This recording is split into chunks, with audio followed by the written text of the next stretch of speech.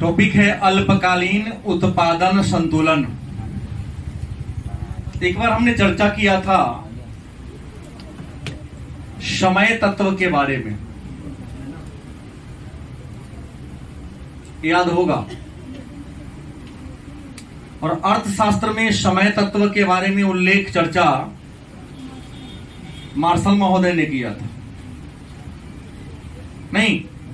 और मार्शल ने समय तत्व को 3 वर्गों में बांटा था, याद होगा। दीर्घकाल नहीं, 3 नहीं, 4 वर्ग, 4 वर्ग में बांटा था। समय तत्व को किसने बांटा? मार्शल महोदय ने बांटा था। और मार्शल ने समय तत्व को कितने भाग बांटा था? 4 वर्गों में। अति दीर्घकाल मतलब बहुत लंबी अवधि को अति दीर्घकाल कहते हैं। दूसरा दीर्घकाल, तीसरा अति अल्पकाल और अल्पकाल। पहले अल्पकाल होना चाहिए, तब अति अल्पकाल होना चाहिए। अति दीर्घकाल, दीर्घकाल, अल्पकाल और अति अल्पकाल। तो जैसे इंसान के जीवन में भी टाइम का इंपॉर्टेंस होता है, समय का महत्व होता है, वैसे ही किसी अर्थव्यवस्था में भी या किसी बाजार में भी या किसी कारखाना में भी उत्पादन पर समय तत्व का प्रभाव पड़ता है। अति दीर्घकाल समय की वह अवधि है जिसमें उद्योग के अर्थव्यवस्था के स्वरूप को बदला जा सकता है। मिश्रित अर्थव्यवस्था से पूर्णतः समाजवादी या पूंजीवादी अर्थव्यवस्था में बदला जा सकता है। क्या दीर्घकाल में भी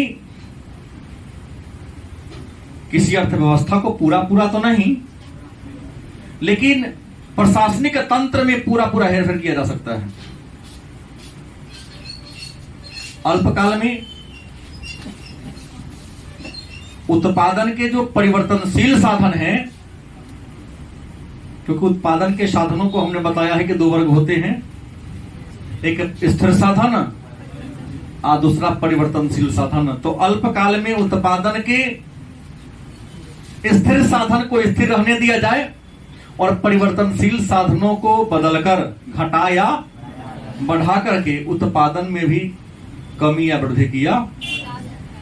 लेकिन अति अल्पकाल का जो समय बहुत छोटा होता है, इसमें उत्पादन के किसी भी साधन में परिवर्तन संभव नहीं। तो यहां पढ़ना क्या है? अल्पकालीन उत्पादन संतुलन। मतलब अल्पकाल में, खुश रहिए, उत्पादन में संतुलन कैसे होता है, किस प्रकार से होता है, इसी के बारे में विद्वानों ने विचार दिया है। तो अल्पकालीन उत्पादन संतुलन पर विचार देने वाले जो विद्वान थे उनका नाम था किन्स। प्रणाम है जेम किन्स। और किन्स ने कहा राष्ट्रीय आय में उत्पादन से मतलब होता है मूल्य में वृद्धि। किन्स ने कहा था राष्ट्रीय आय में उत्पादन का अर्थ क्या होता है? मूल्य में वृद्धि। अब मन में प्रश्न होगा कि राष्ट्रीय आय में उत्पादन का मतलब मूल्य में वृद्धि कैसे हो गया?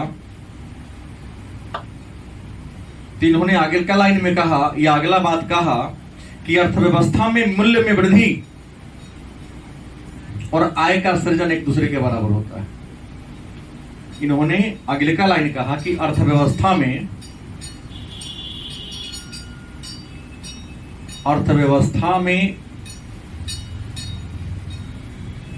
मूल्य में वृद्धि तथा क्या आय का सृजन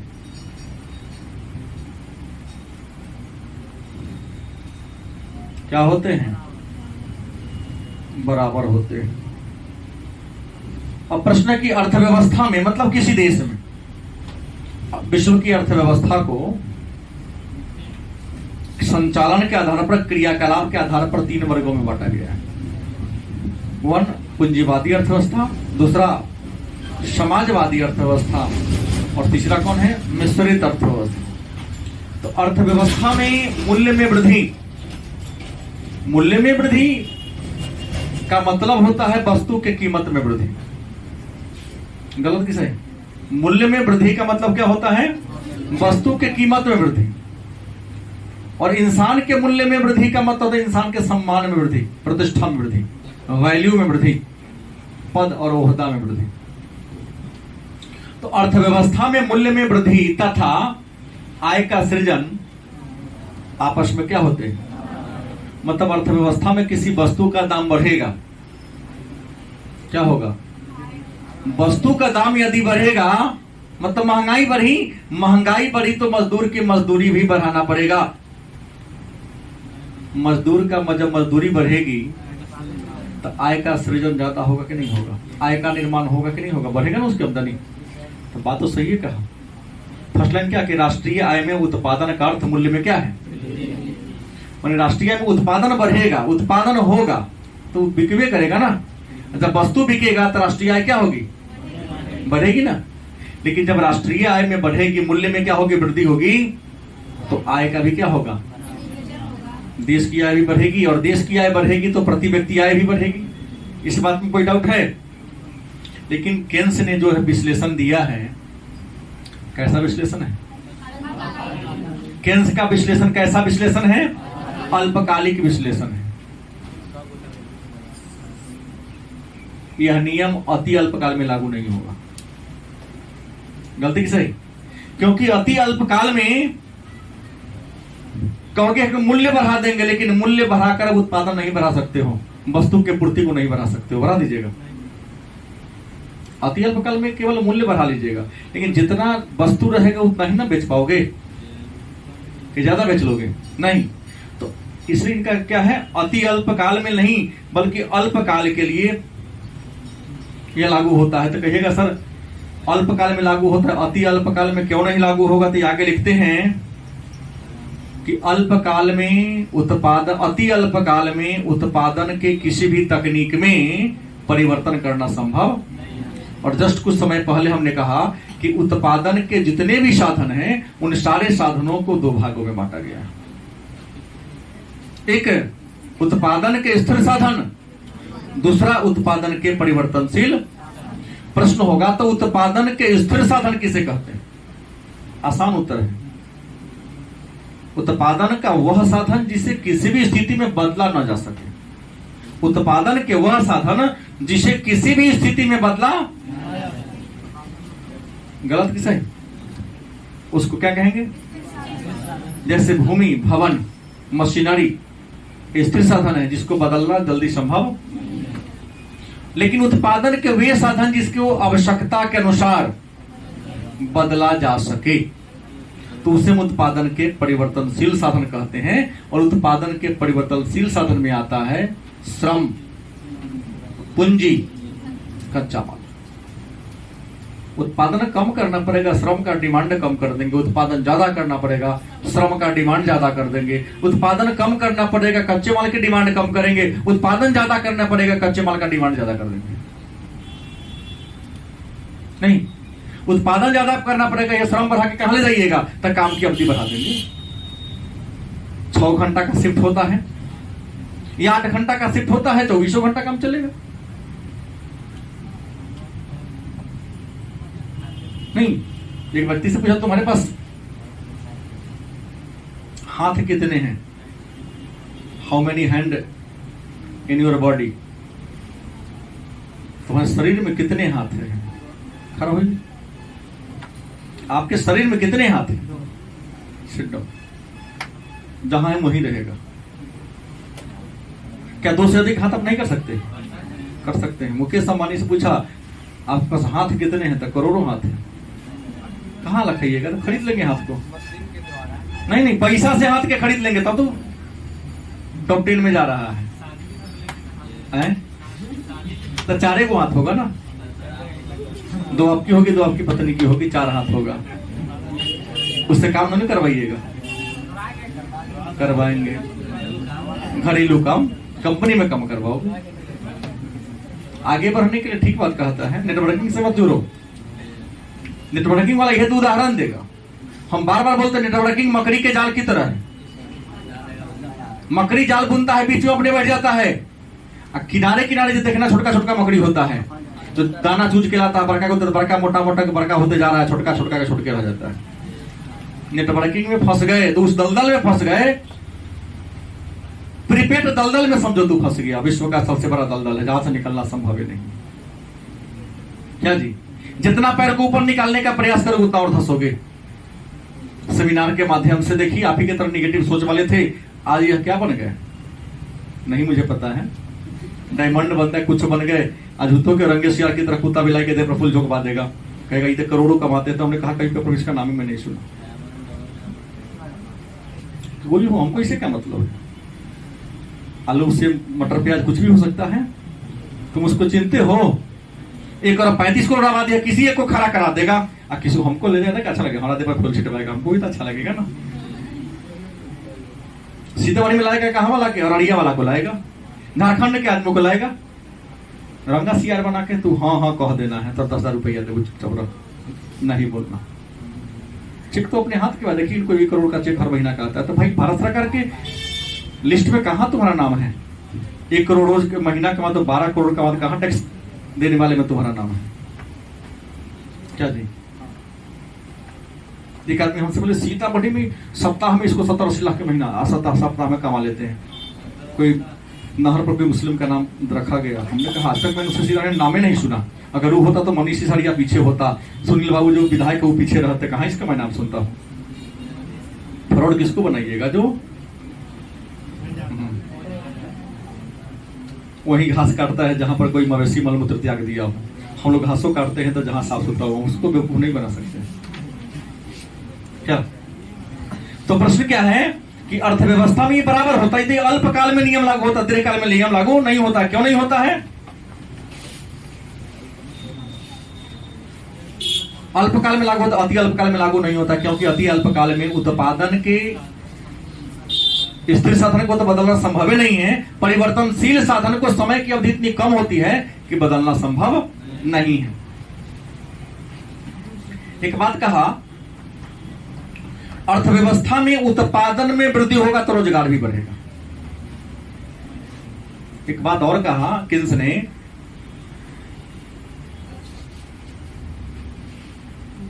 अर्थव्यवस्था में उत्पादन बढ़ने से क्या बढ़ेगा? रोजगार बढ़ेगा। ऑपोजिट में जाओ, उत्पादन घटने से क्या घटेगा? रोजगार घटेगा। कोरोना काल में लोगों का रोजगार घट गया, क्यों? क्योंकि लॉकडाउन लग गया। लॉकडाउन लगा, फैक्ट्री में ताला सरकार ने लगवा दिया कि नहीं चलेगा, नहीं चलेगा तो उत्पादन होबे नहीं करेगा। उत्पादन मान लिया उत्पादन करियो देगा तो लोग का रोजगार छीना गया, तो कमाएगा है नहीं तो खरीदेगा कहां से? गलत किसे? अर्थव्यवस्था में उत्पादन बढ़ने से, जब उत्पादन बढ़ेगा तो कच्चा माल का डिमांड बढ़ेगा, मजदूर का डिमांड बढ़ेगा, पूंजी का डिमांड बढ़ेगा, क्योंकि कच्चा माल खरीदने के लिए पूंजी चाहिए ना। पहले भाई बना के बिकेगा तब ना उसके पास पैसा आ जाएगा, प्रारंभ में तो पैसा बढ़ेगा ना।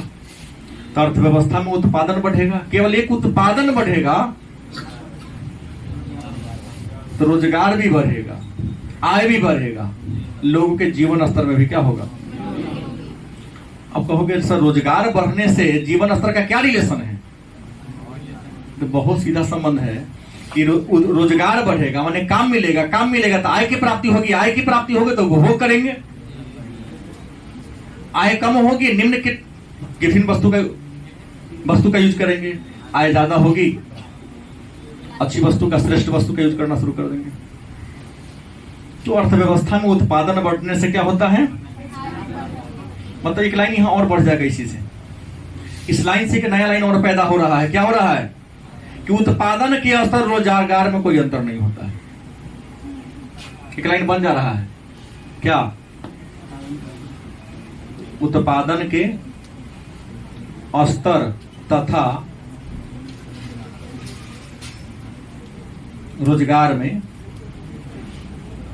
क्या है? कोई अंतर नहीं होता है।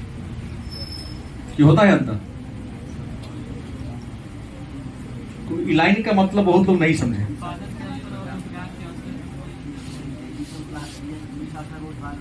उत्पादन के स्तर तथा रोजगार के न होना चाहिए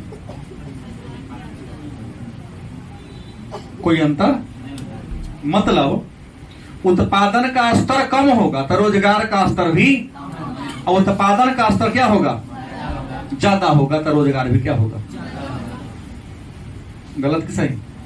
तुम्हारे गांव में खेती बाड़ी के लायक अगर जमीन है तो देखिएगा सभी लोग यदि अपने धान में खेत में एक बार धान रोपाना शुरू करते हैं, मजदूर का डिमांड बढ़ जाता है। धान रोपते समय, गेहूं के समय मजदूर की किल्लत नहीं होती है, लेकिन धान के रोपनी के समय और कटनी के समय बात गलत कि सही? घट जाता है ना, क्योंकि फिक्स मजदूर घट जाता है। इसके पीछे रीजन है कि मजदूर का डिमांड क्यों? क्योंकि समय टाइम फिक्स है, गांव में आबादी फिक्स है, और खेती बाड़ी का टाइम भी क्या है? नहीं रोप पाएंगे तो खेत में के लगा हुआ वर्षा वाला पानी क्या हो जाएगा? सूख जाएगा। बाई देवे पटा के ही रोपना है, सबका खेत रोपा गया है तो केवल मेरे खेत के लिए कोई परमिशन लेके क्या करेगा? अरे वो खेत के लिए क्या जाए? कई प्रकार की बातें होती है क्या मनीष? अच्छा किसान भी है मनीष, सुनने में आता है। ट्रैक्टर वाला भी नहीं लेके जाएगा, क्योंकि सबका खेत रोपा गया है, तो वहां जाएगा तो क्या होगा? अन्य के खेत को क्षति पहुंचाना पड़ेगा ना, जाने ही नहीं देगा। हर बैल जाएगा तो हर बैल से गहरी जुताई हो नहीं पाएगी।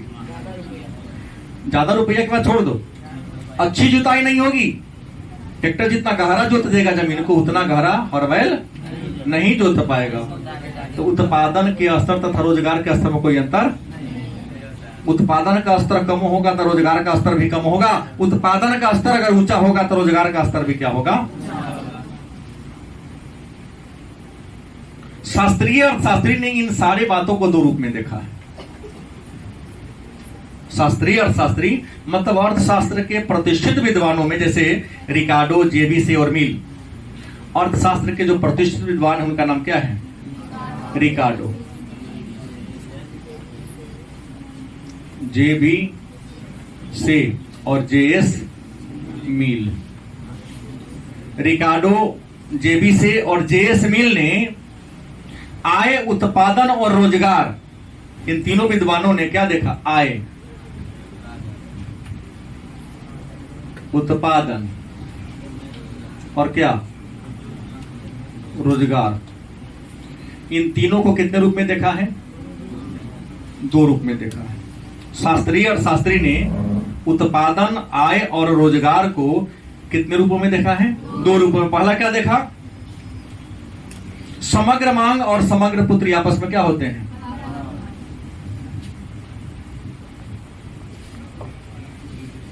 समग्र मांग तथा समग्र पूर्ति आपस में क्या होते हैं? बराबर होते हैं। अब समग्र मांग मतलब सभी मांग, और समग्र पूर्ति मतलब पिछले क्लास में चर्चा हम लोगों ने किया था। समग्र मांग और समग्र पूर्ति का मतलब निजी मांग और सार्वजनिक मांग। निजी मांग के भी दो प्रकार हैं, उपभोग मांग और निवेश मांग। याद आ रहा है? तो समग्र मांग मतलब निजी मांग और सरकारी मांग, तथा समग्र पूर्ति निजी व्यक्ति के द्वारा किया गया पूर्ति और सरकार के द्वारा किया पूर्ति। आपस में क्या होता है? क्योंकि अर्थव्यवस्था में जो भी सामान उपलब्ध है, जो भी शिक्षा व्यवस्था उपलब्ध है, जो भी पुस्तक पेन उपलब्ध है, या तो जितना सरकारी कंपनी उसके द्वारा उत्पादित किया गया है या जितना प्राइवेट है सबके द्वारा किया गया है, सबके जोड़ के तो अर्थव्यवस्था का पूर्ति क्लियर होगा। केवल सरकार का पूर्ति से मतलब तो नहीं है ना, क्योंकि अपने देश में निजी कंपनियां भी वस्तु को बनाती है। तो निजी कंपनी और सरकारी कंपनी या संयुक्त कंपनी सबकी पूर्ति को जोड़ लेंगे और सरकार जो डिमांड करती है, अब भारत में सीमेंट का डिमांड कितना है? ये थोड़ी ना कि हमारे घर बनाने में तुम्हारे घर बनाने में डिमांड वही है। सरकार भी तो बड़े बड़े परियोजना बनाने में सीमेंट का डिमांड करती है। जितना सरकार डिमांड करती है उसका 5% भी हम लोग डिमांड नहीं कर पाते। हमको लगता है अपने देश का जितना सीमेंट उत्पादित होता है वर्तमान परिप्रेक्ष्य में देखा जाए तो 80% सरकारी योजना में ही खर्च हो जा रही है। हमारे लालू प्रसाद यादव जब भारत के रेल मंत्री थे, डीजल की कीमत में मतलब बढ़ोतरी हुई थी, उसमें सर्वे में रिपोर्ट आया था, मैंने पढ़ा था कि देश में जितना डीजल का खपत है उसका मात्र 2% ही जनता के द्वारा डिमांड किया जाता है। 98% सरकारी योजना में, उसका भी लगभग 80% के आसपास रेलवे ही खर्च कर लेती है। तो उसका नुकसान तो सरकारें को हो रहा है, फिर जनता हल्ला काहे कर रही है? 2% में हल्ला कर रहे हैं। ज्यादा तो क्षति रेलवे को, तो रेलवे का ही विरोध कहां कर रहा है? अगर रेलवे विरोध करेगा तो सरकार ज्यादा दाम कम करेगी तो तुम्हारा अर्थव्यवस्था निगेटिव में जाएगा। दाम घटाएगी तो तुम्हारा विदेशी मुद्रा जो भंडार है सरकार को तो खरीद के देना ही पड़ेगा ना। तो सरकार जब खरीद के देगी, सऊदी अरब से खरीदेगी, तो या तो सऊदी अरब अपन रुपया क्या लेगा? रियल लेगा, नहीं तो सोना लेगा, नहीं तो तुम्हारे विश्व बैंक में जो SDR है उसमें से घटेगा। तो जैसे वो घटना शुरू होगा, घट के 1% पर आ जाएगा, तुम्हारा देश क्या हो जाएगा? दिवालिया हो जाएगा। खाओ खाए ना, यहाँ बैठो। गलत की सही?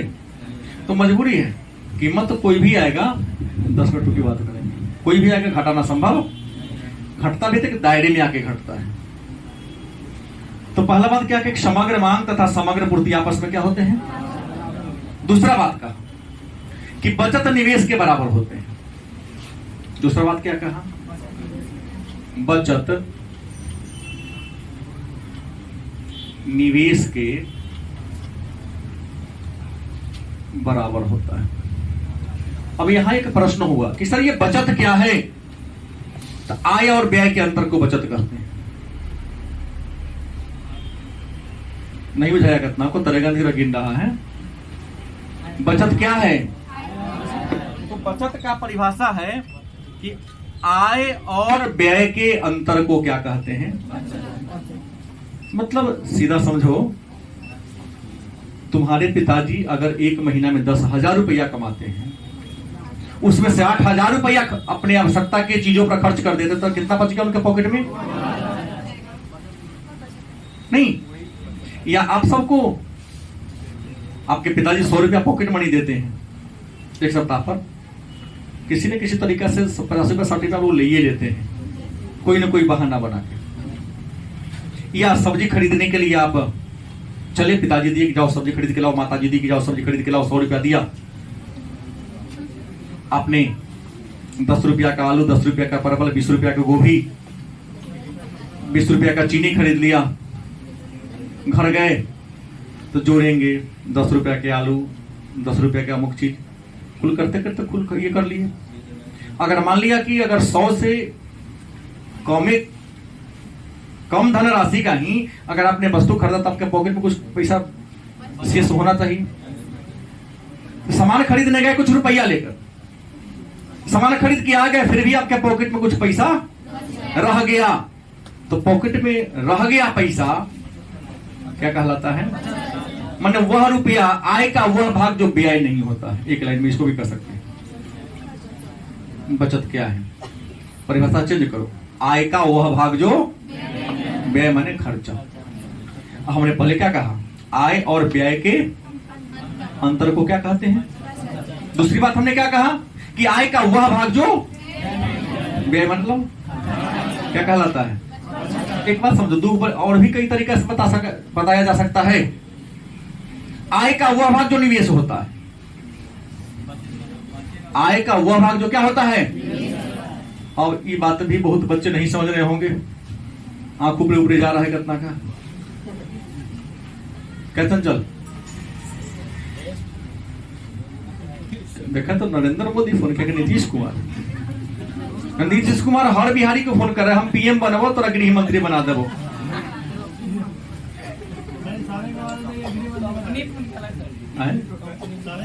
वही बात कहता है, नेता तो प्रलोभन देता है ना। आप काहे टेंशन लेते हैं, हम जिता दीजिए ना, खाली आपको दिए हम दे देंगे। कोनो को जितने को कुछ नहीं देता है,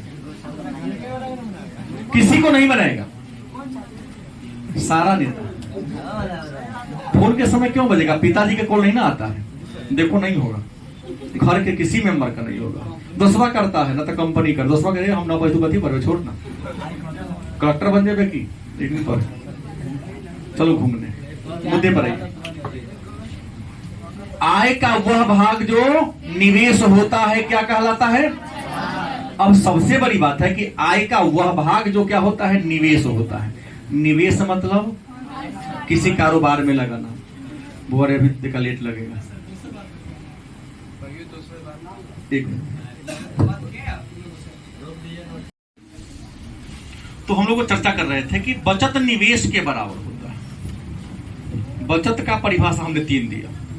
आय का वो भाग जो खर्च नहीं होता है, आय का वो भाग जो निवेश होता है, या आय और व्यय के अंतर को कहते बचत निवेश के बराबर होता है। मतलब इंसान, हम आप या कोई भी दुनिया का आदमी, बचत मतलब आय का वो भाग जो खर्च नहीं होगा, जो खर्च नहीं होगा उसी को ना किसी कारोबार में चाहे बैंक में डालेगा। बैंक में अपने बचत खाता में रुपया जमा करना भी एक प्रकार का क्या होता है? बैंक में रुपया जमा करना उदाहरण है निवेश का। किसी को ब्याज पर पैसा देना उदाहरण है, दुकान में पूंजी लगाना उदाहरण है। और याद रखिएगा कि इंसान अगर 10,000 के महीना कमाता है तो 10,000 रुपया बैंक में नहीं रखता है।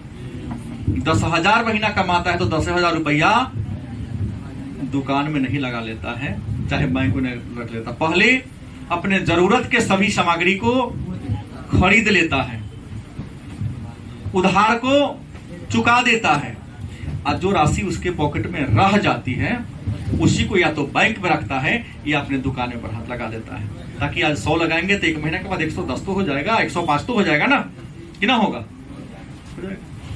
तो रिकार्डो जेसमिल जेविसे, ये लोग क्लासिकल इकोनॉमिक्स स्कूल के स्टूडेंट थे, मैंने शास्त्रीय अर्थशास्त्री थे। इन्होंने आय, उत्पादन और रोजगार के बारे में कितने विचार दिए?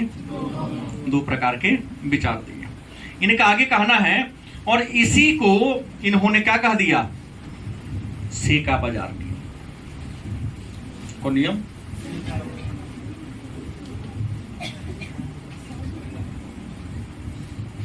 से मतलब, और सेका बाजार नियम क्या है?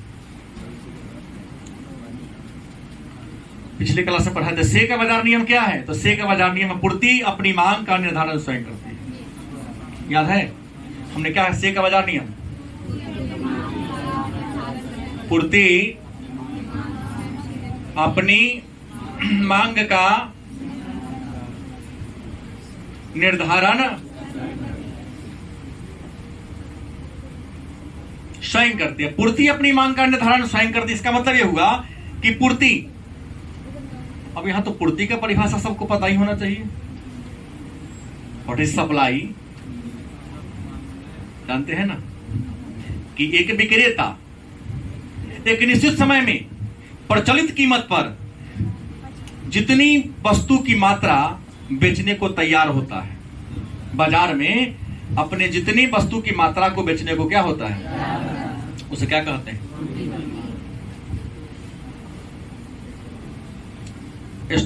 कोल्ड स्टोर में 50 टन आलू है, क्या उसे पूर्ति कहा जाएगा? 1 मिनट, क्या कहा जाएगा? स्टॉक कहा जाएगा। तो पूर्ति का मतलब क्या हुआ?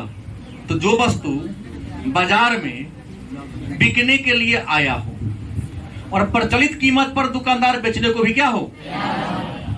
कीमत अगर उसको पसंद नहीं है तो बोरा में कसले रह गया, बोरा नहीं खोला तो वो पूर्ति में रहेगा। वो क्या ये स्टॉके में रहेगा? रहेगा ना। सॉरी, पूर्ति नहीं करेगा, स्टॉके में रह जाएगा वो। प्रचलित कीमत पर बाजार में जब कोई विक्रेता अपने वस्तु को बेचने को तैयार होता है तो उसे क्या कहते हैं? तो पूर्ति अपनी मांग का निर्धारण स्वयं करती है। मतलब पूर्ति कम होगी, मांग भी क्या होगी? अब पूर्ति ज्यादा होगी तो अब कहेगा पूर्ति कम है तो मांग कम काहे हो गया? पूर्ति को याद रखिएगा, पूर्ति कम है इसका मतलब कीमत भी कम है। पूर्ति का नियम कहता है पूर्ति कम है मतलब नियम कीमत क्या है, कम है।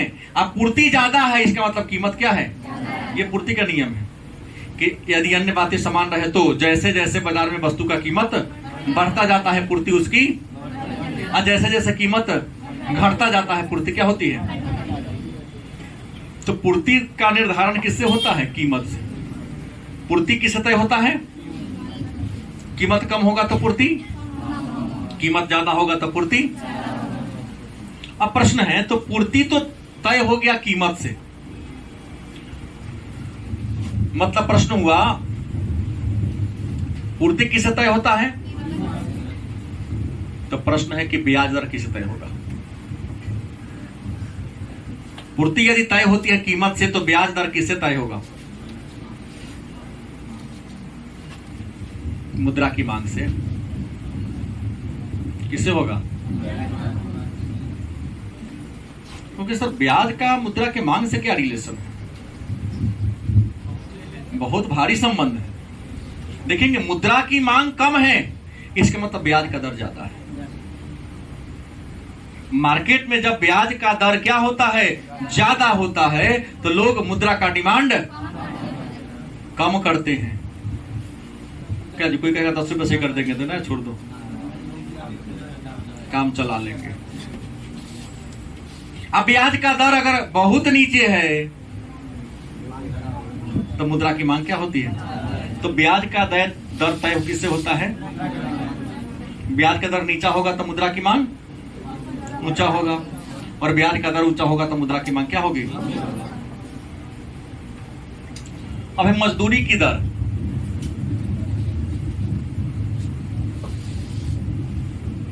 कैसी होती है, तो लोचशील होती है। मजदूरी की दर कैसी होती है, झुकने वाला। मजदूरी की दर कैसी होती है, मैं अपनी बात कहा ना, 11 बज रहा था, मैं अचानक लेबर की जरूरत पूरी। रियल कहानी, होली के आसपास की आसपास की घटना है, चाहे जब भी की घटना हो, होली के बाद की ही घटना, मई जून की कहानी है। किसी कारण से 2-4 दिन के लिए कोचिंग भी बंद था, 2-4 दिन के लिए। वजह क्या था मुझे याद नहीं आ रहा है, कोई ना कोई वजह से बंद किए थे। लॉकडाउन नहीं था, दिमाग नहीं लगाओ। 2 टेलर मिट्टी को अंदर रखवाना था, मिस्त्री, हम पे बारिश आने वाला था, हम जानकी स्थान गए, एक लेबर को देखे, हम कहे कि उसमें से कुछ तो ऐसे ही बैठल थे। वजन घटाने के बाद चलो बरका फेंक तो दिया अपने, बच गया था एक टेलर। हमने कहा 1.5 टेलर मिट्टी होगा, यहाँ से लेकर 10 कदम के दूर पर फेंकना है, तो 1000 रुपया लेंगे ना, दोनों की फेंक देंगे, ज्यादा नहीं हो गया। आप दिन भर की मजदूरी हमसे ले लीजिएगा, 400 लेते हैं, 350 पर सौ जाता ना मिट्टी फेंकना, इसलिए 400 कर लेंगे। फिर आगे गया था ना, 2 गो के रख लेते हैं, चलिए 350 2 का दे देगा, मैं तू नहीं छोड़ दो। मतलब लौट के चला गया, लेकिन माटी मेरा पहले से जो लेबर काम कर रहा, सर हमको 200 रुपया दीजिए ना, फेंक देंगे, रात में जाते फेंक देंगे। पहले से ऑलरेडी हमारे यहाँ काम कर रहा था, कहा कि वो हम इतना तो कर ही रहे हैं, वो देख लिया 1 घंटा में 2 आदमी फिरेंगे तो हो ही जाएगा। सही में 1 घंटा क्या 45 मिनट में ही 2 आदमी लेकर उस मिट्टी को क्या कर दिया, थका होने के बाद फेंक दिया, क्योंकि एक उठाएगा यहीं से उसको फेंक देना था। हमें भी बचत हो गई और वही खुश हो गया। सब था कि सब नाश्ता साथ में 2 को समोसा खिला दीजिएगा, कोई दिक्कत, 2 या 3 को खिला देंगे। प्रश्न क्या होगा, तो मजदूरी की दर कैसी होती है, लोचशील। देखिएगा जब मजदूरी का दर कम होगा तो मजदूर काम करने से भागेगा, नहीं काम करेगा। क्या जाएगा बैठले रहल, ठीक है, 300 में कौन जाएगा कमाने, गलत सही। जीवन में उसको आगे नहीं बढ़ना है। 300 आज का भी गया, जो घर में बचा के रखा तो हमें 100 रुपये खाइए जाएगा शिखर में, रसगुल्ला नहीं खाएगा वो, शिखर जरूर खाएगा। कई बार मजदूरी का दर बढ़ जाता है तो जो उठने के लायक संभव नहीं वो होगा, चल कमा लेते हैं, कुछ ही आए ले नहीं, ठीका में जब होगा तो मजदूरी की दर कैसी होती है, लोचशील। मजदूरी की दर कम होगी तो मजदूर की पूर्ति भी क्या होगी, कम होगी। मजदूरी का दर ज्यादा होगा